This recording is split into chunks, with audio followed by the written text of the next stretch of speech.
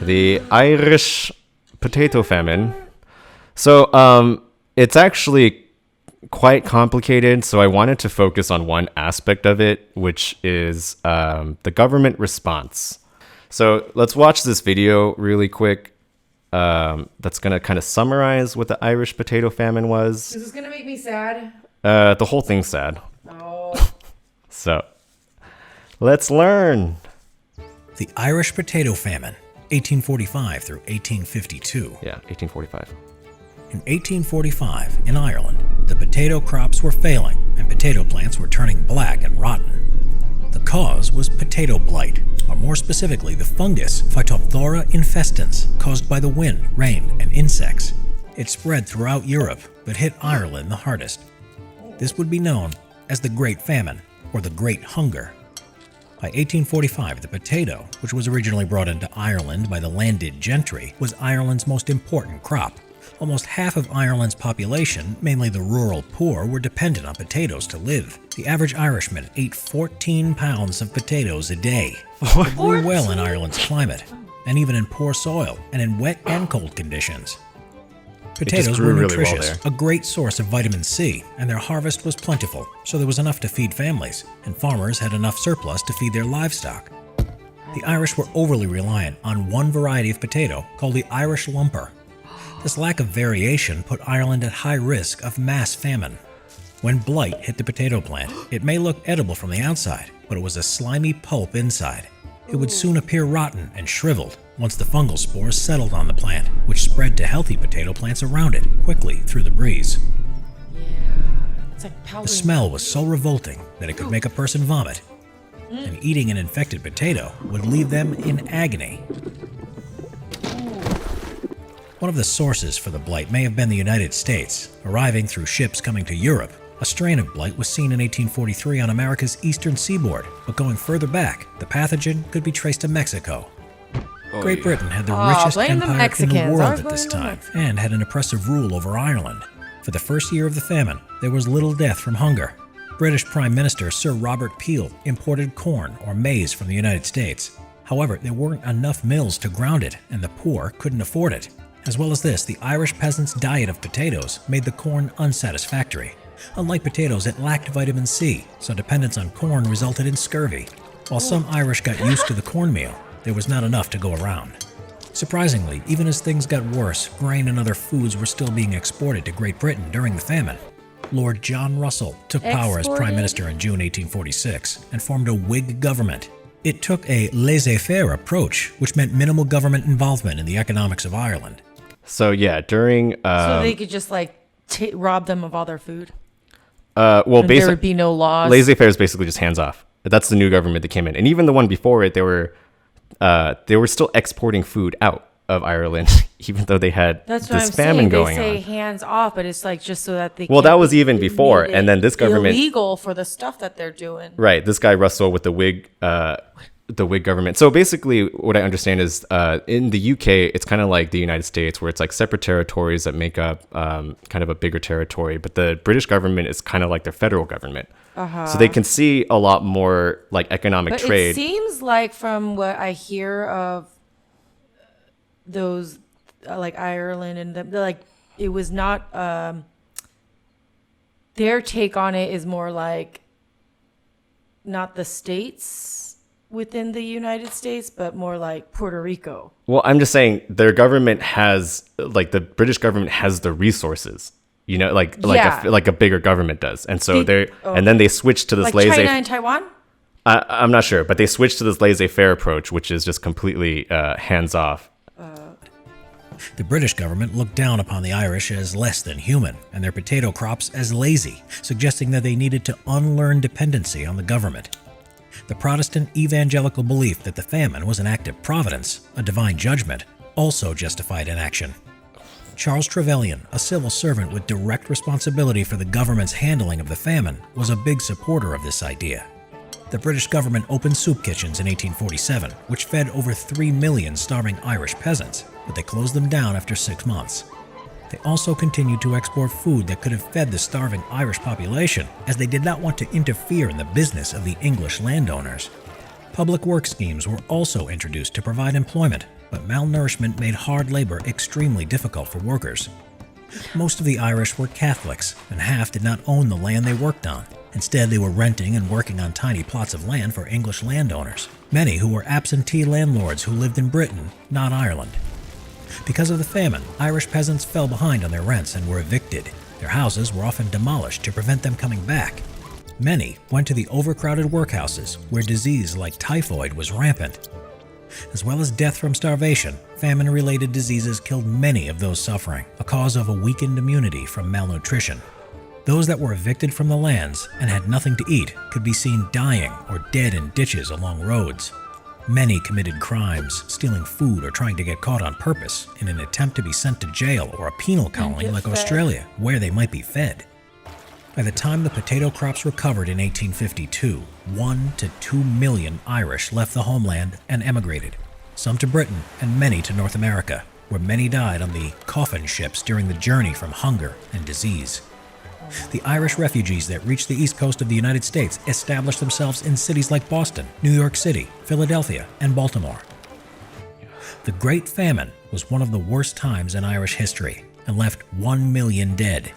The Irish population had dramatically declined, with 1/4 dead or emigrated, spurring a century-long population decline.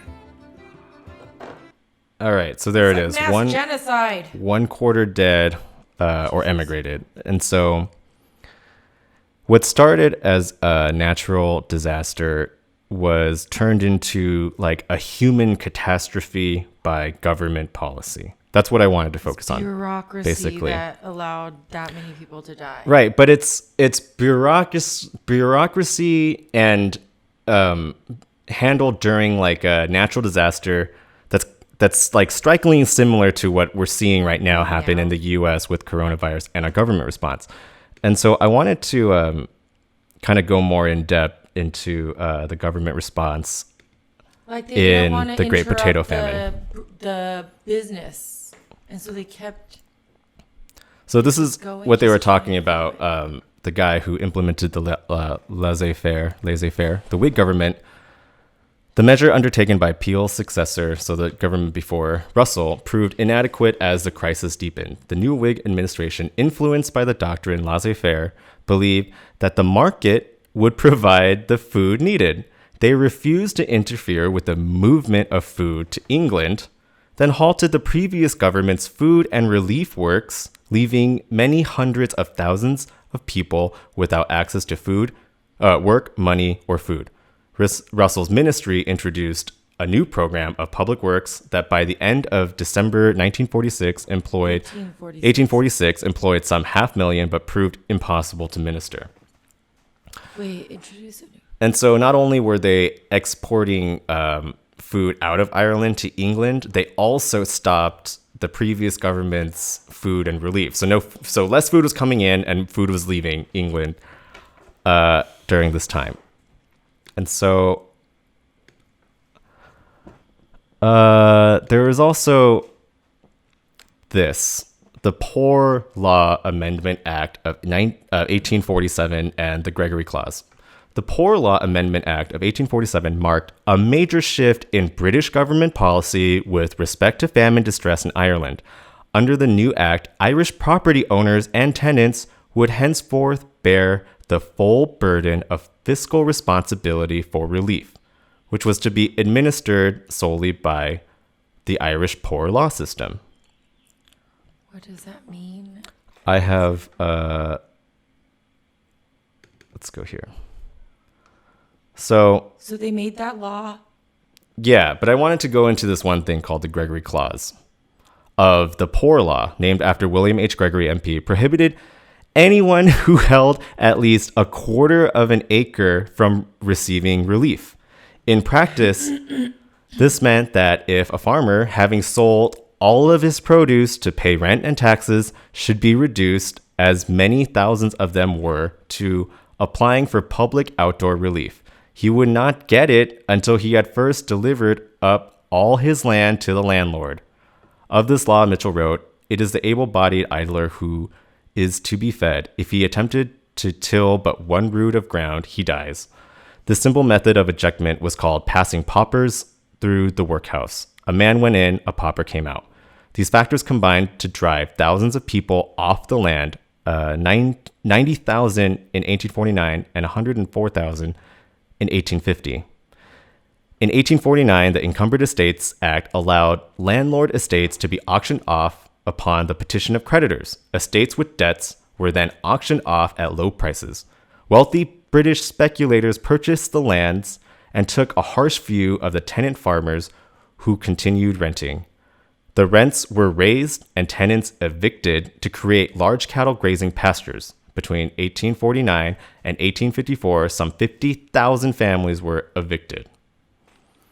So basically, they did to Ireland what they did to the Native Americans. Rob them of their land so that we can use it the way we want to, instead of them just running around. But also, it's like when they had to apply to relief, they could only own like a quarter of an acre. So they had to it's kind of like Social Security. Like if you have too much saved up, right. you can't get So help. what so they you did, have to use up all your savings. they basically, they let them become as poor as they could until like they you have to prove you're poor, right, and then poor.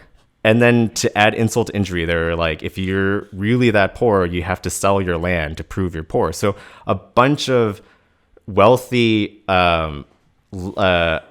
Gobbled it up. Yeah, a bunch of already wealthy people came in and bought all of the land in Ireland, and they converted them to like grazing pastures where like people once like live. Money off, yeah. Yeah, so it's kind of the same thing we're seeing in the U.S., where we're seeing trillions of dollars for the already richest people in America and $1,200 for everyone else.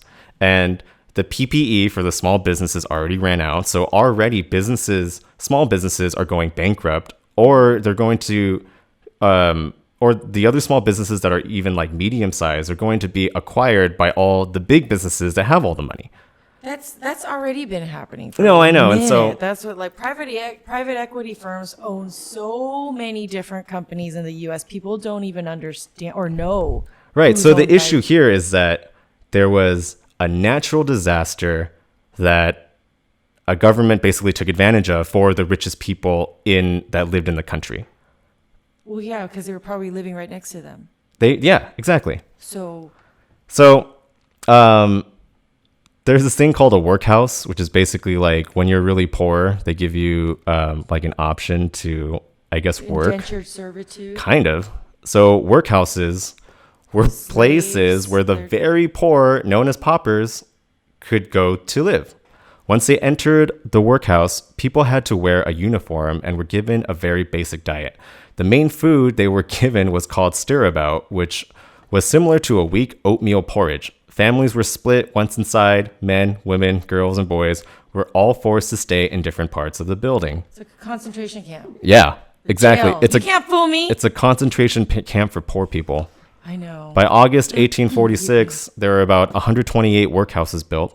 When the famine occurred, and especially by 1847, the workhouses were overcrowded and could not keep all the poor people who came looking for help. For example, a workhouse in Infirmary, County Cork, built for 800 people, actually kept 1,800 people, more than double. Like our U.S. jails. Right. In very bad conditions, diseases spread very quickly in overcrowded spaces. By the end of the famine, there were 163 workhouses in Ireland. Oh my gosh. So there you have it. In the midst of a natural disaster, horrible famine. Yeah, the government chose to serve basically the people they care about, and it was like laissez-faire economics for everyone else. It's like what they say, socialism for the rich and rugged individualism for the poor, or for everyone else. Yeah, like it was a little eerie to look at this, because it was like, oh, this is kind of what happens every time a disaster occurs. So the scary thing about this was the Irish potato famine could have ended in 1852. And if the government policy was more compassionate, then it would have been over for Ireland at the same time. Mm-hmm. But then because it was so rapacious, basically, of like, they let the people die, they let the people leave, they made them sell their lands, it affected them for 100 years. Yeah, they were so disconnected from, like, they just ruined the Well, they didn't whole care. culture, the whole land. And so you kind of look at the current political climate, especially in the United States, and you see what they're doing in terms of like legislation and like the bills and then you see like the social unrest that's brewing. Like people are like out in the streets. Like, yeah, they're saying The thing, they only hear of it. They don't. No, I know. It's So like all the wealthy people that were sitting in England. They only knew their lands as everything was numbers on a workbook to them, like on a. So can you imagine? So it's like, well, how do we make more money from this? And it's like, Yeah, just get rid of the people or just do this. Exactly. They think they're providing better options when it's like. Yeah. Can you imagine if the U.S. political apparatus continued on the course they're going on for 7 years? Imagine for some reason coronavirus lasts that long, or or at least the economic impact. No, but seriously, it's like, how long? Like, what is the government impact going to be that's going to prolong the actual effects of this natural disaster? And it's like Irish potato famine maybe gets like gold place. I don't know. Maybe it's tied with the Indian famine. But you have to also understand now that we have a lot more technology and information available for. I know, but do you think the people in charge of like the legislation, like they're paying attention, or do you think they're too preoccupied getting richer and making their buddies, their donors rich? Well, because that's really what it's like. They're all, if people keep saying that, they're always gonna say like, see, you don't understand. Well, because it isn't that, like, they've always obviously gotten to where they've gotten and justified the decisions they made on thinking that they are doing something good, that they are providing options or better option, or like. Mm-hmm. If they recognize that they're part of the problem, doesn't that mean that they have to step down? But don't you feel like their view on like, like let the market handle itself, or like, open it back up and let people like get back to work? Isn't that kind of like the hands-off approach that like exacerbated most of because the Great Potato Famine isn't really a famine. It's a failure of government policy that created a bigger issue than it actually naturally was. Yes. And so coronavirus totally, might magnified. Yeah, so coronavirus might have an economic implication much bigger than the natural event of coronavirus because of the failure in government policy. Oh, I know. Hospitals are going bankrupt. That's a weird thing to say. Well, in the yeah, US it's right like now, like mid-sized hospitals right now struggling, and they're going bankrupt because they're doctors little businesses and admin aren't able to like reconcile like what they're supposed to do with how like because making a living, and it's like that's the issue with the public healthcare system, is that if you had a single payer, like the government run one, the government can absorb the losses of any single hospital. But then if you have the healthcare system that we have now, every single hospital runs as its own individual business, unless you're like part of a chain. So like it's like they had to totally change their budgets and their like what they were purchasing, how they're like now admitting people. Like hospitals in the US run like restaurants. Very low margins, but they bankrupt a crap load of people. What? Oh, okay. Well, we have that was a coverage of the Irish potato famine. I hope all of our fans in Ireland are okay with it. Do they hate English people? I think English people hate English people. It's like this is why I don't mind when like white people can't tell the difference Asians apart. I can't even tell different Asian apart. You know what? But when I'm just like, wait, what's the difference? You know what John Oliver said once is that he can't watch. He's from Britain or some part of England. He's English. Okay, that's all it is. So, but he said he can't watch the Great British Bake Off because there's just too much British repression in there. What does that mean? I think I don't know, and it struck me as like, oh wow, British people are repressed, and he's like, he can't watch the show because it causes him too much anxiety. Well, there's a reason why he left the country, obviously, like he feels. No, like right. there's, So I think like, even- something culturally he doesn't, he seems to clash with. Right. So even like people who feel like they've been victims of the English or the British, people also in England and British feel like they're victims of the British. Do you know what I mean? It's like even Yeah. repressive inside the country, and I think that's what people have to kind of give some empathy or compassion towards. Is that people Well, like yeah, 'cause it's now not they're the British bound people; by it's like the those- British government that had that made these policy decisions that Mm-hmm. that caused so much harm in the world. Hi everyone, hope you liked the video. Remember to like and subscribe if you want to see more. Happy 420, wherever you are. Bye. And if you don't have buds, we're your buds.